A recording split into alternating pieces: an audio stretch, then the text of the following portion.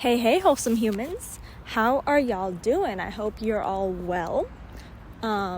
Today I want to talk about, I know I said I would do a travel segment, but I have some real shit to talk about, so I might as well do that. So, today I want to talk about moving your life abroad. Moving abroad, and kind of what that entails. As a lot of you know, I'm an international student, which means that I have already moved my life abroad once, and I've just done it for the third time, I would say, unless you count going back home over the summer. But that wasn't moving my entire life abroad, so we'll count this the third time I've majorly done it, which, yeah, it's not easy per se, and that's kind of what I wanted to talk about today. So, a lot of the time when I meet people, a big question that I get is, where are you from?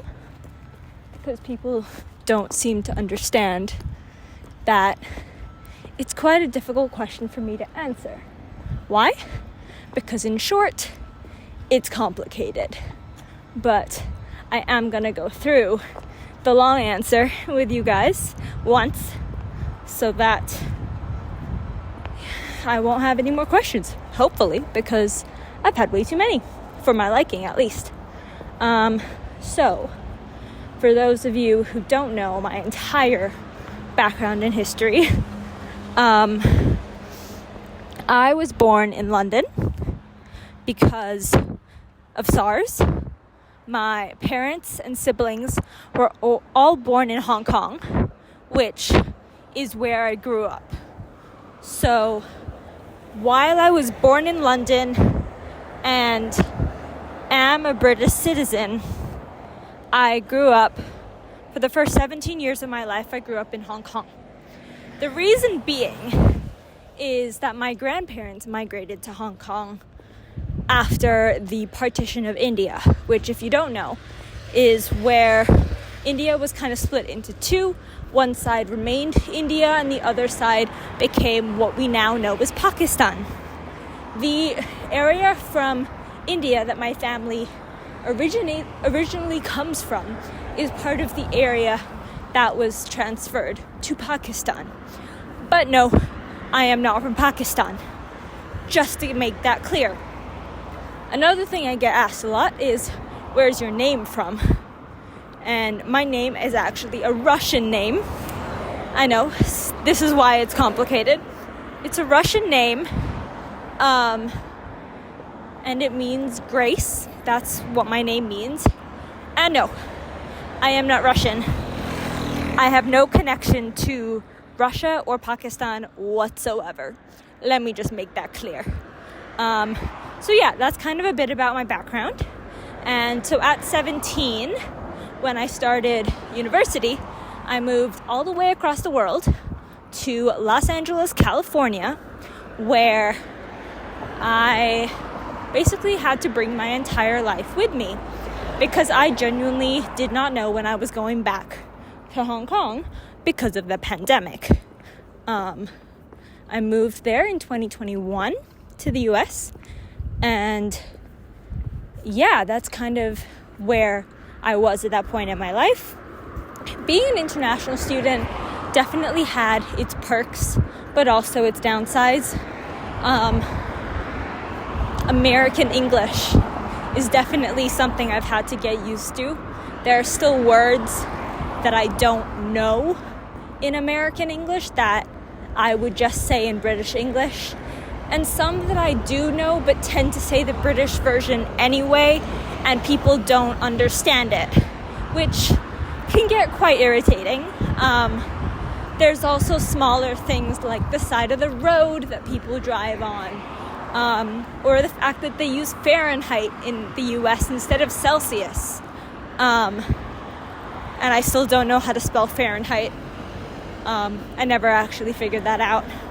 I still haven't learned how to use Fahrenheit, but I don't plan on doing so. And just I guess some of the culture and politics that America has is very different to what I grew up with, especially with the national upset with China and Hong Kong and the protests that happened in 2019. That was a big thing that impacted my life and the lives of a lot of my friends, because it disrupted our day-to-day and our education. So it's definitely, moving to the US was definitely something that I had to adjust to. It was also very weird moving my entire life to a dorm room, which I shared with 2 other people, because I realized that there's only so much stuff you can have. And because I didn't know when I was going back to Hong Kong, I had to bring all my stuff with me, which, it's not the end of the world, but it was just a lot to think about. I think another big thing is the visa situation. For those of you who don't know, post-college, I have 1 year to find a job in the US if I choose to stay there. And if I don't, they will kick me out. Simple as that. And so I just kind of have to be careful in terms of finding opportunities and finding ways to find work and find things. But a lot of companies won't sponsor someone with an international visa. So it makes my life a little bit harder. All in all, moving to the US, I think, was one of the best decisions I ever made in terms of going there for university. Will I stay there post-college? Who knows? That is not something that I've been thinking about right now, because I have another couple years to do so, to think about it and make a better decision on what I should do with my life. So yeah, that was the first big move that I did back in 2021. And I had been in LA. I stayed there for about 2 years. And I'd gone on holidays and I'd went back home for a summer. But I didn't move my entire life anywhere. My life was set in LA and I was kind of visiting places. And, even when I went back to Hong Kong for the summer, I was visiting for like 3 months. So I did have a lot of things, but I still called LA home at that point in time. So then we come to June of 2023. So roughly about 2 years after I moved to LA, I got the opportunity to study abroad for a semester. And because I got to do that, when I left the US in June 2023 for the summer, I knew that I basically had to move my entire life to Europe for 7 months, because I wouldn't stay in the US for summer, and I wouldn't be there I basically wouldn't be there and won't be there for the rest of 2023.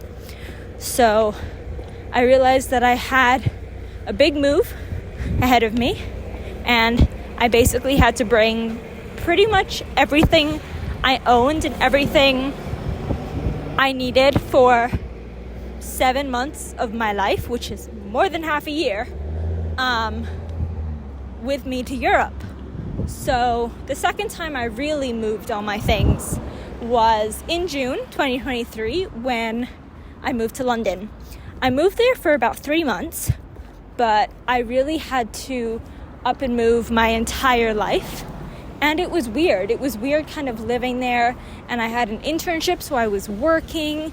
And it basically made me feel like I was living there for 3 months. It didn't feel like a holiday per se. And my family came to visit me there. So, it was all good. But it was definitely hard to adjust back to a culture that I'd grown up in, because British culture is very similar to Hong Kong culture, because British owned Hong Kong for a time. I don't know, long story. I don't want to get into it. Politics. But yeah, that's kind of the second big move that I did, just because I had an opportunity to work and I had an opportunity to be in a new place and kind of live there for a while. And yeah, so it was an interesting move. And when people kind of asked me why I had so much stuff with me, I basically told them that it was the contents of my entire life, because I wasn't gonna go back to LA for like 7 months, and I would be there until I would be in Europe until December and only go back in January. So I considered it a move away from what I called home, because it was a long-term move. Or I would consider more than half a year a pretty long-term move. So I was there until the end of August. That's kind of where I was for the past 3 months. So now it is the end of August. And so about 5 days ago, I uprooted my life again. And I have just finished moving into an apartment in Madrid, Spain. So definitely another very difficult move, having to bring all my things to a new place and live in an apartment. I did live in an apartment with family when I was in London, so I did live not in a dorm room per se, but in an actual a flat or an apartment, whatever you want to call it. So yeah, that was kind of the gist of my living experience. And then now in Madrid, this is the first time I've really had to find my own place to live. So I would say this is a much bigger move than when I moved to London. And yeah, I've been here for about 5 days. And it's been really weird because I'm in a city I've never been to before. The thing about my move to London is that I've been there before multiple times. So I was already very familiar with the city and the country of England. But in Madrid, I've never been here before. So it's a very new city for me, and I'm still kind of exploring what they do and what the culture is like and what I have to adapt to. I think it'll be really interesting to see kind of how that all comes around. And yeah, but moving your life abroad is no joke. I'll tell you that. But I think I've gotten so used to not being settled in one place. I mean, I'm almost 20 and I've been kind of going to and fro different places since I was 17. So I've kind of been breaking up months in LA by going to other places and going back to Hong Kong. And so it's been good. It means I get to see a lot more of the world than a lot of people that I know, which I know that I come from a great place of privilege to be able to say that. But that's genuinely just the experience that I've grown up with. And yeah, that's kind of my experience with moving abroad again for the third time, I guess you would say. So yeah, that's kind of just what I wanted to talk about, my experience with moving abroad and just kind of how that's been so far. And yeah, I mean, I don't know what's coming next on the podcast. There'll probably be some real stuff and also some travel stuff. And, you know, as I learn more throughout my time in Madrid, I will make new episodes. There's definitely more YouTube videos coming your way very soon. There are a couple travel videos that I want to put up. And maybe some stuff from Madrid. I haven't figured out the study abroad diaries just yet, but that will definitely be a series as part of my Europe diaries. And yeah, I hope that you enjoy all the content that I'm creating and all the music that has been coming your way as part of the newsletter. And yeah, that's kind of all for now. So as always, don't forget, you are amazing, you are loved, and I thank you for being here.